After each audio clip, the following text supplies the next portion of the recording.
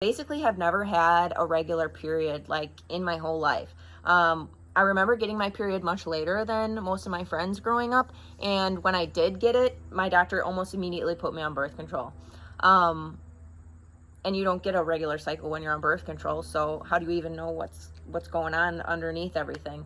So I was on the pill for a while, gained quite a bit of weight, and then switched to an IUD and was on that for a few years for sure.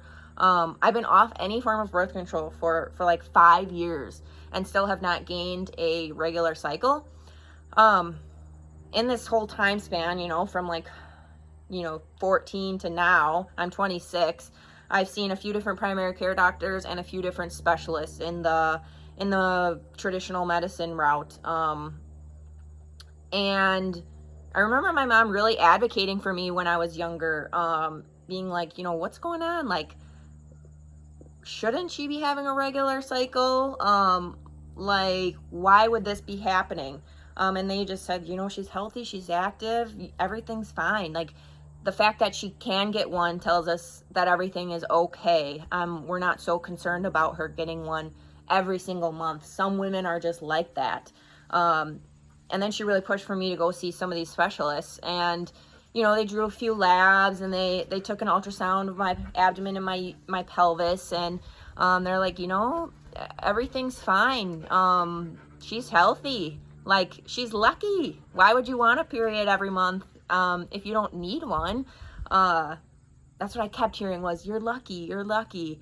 And then they would just say, come see me when you're ready to have kids, and there's lots of drugs on the market, and therapy that we can use, and everything will be fine. And that just like didn't sit well with me. I feel like a period is a really strong indicator of a woman's health.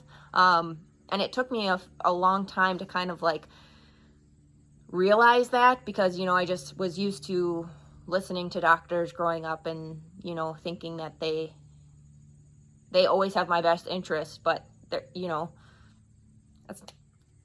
we have to be our own strongest advocates, like my mom was for me, and like now I am for myself. That just didn't sit well with me, and I wanted to like find out my own answers a little bit, I guess, of like, what if they're not maybe right, or what if there's more to the story. So that's kind of like what started this little passion project of going to the chiropractor and getting second, third, fourth opinions from people who practice in a totally different way than the primary care doctors and specialists that I've seen. So that's really the why.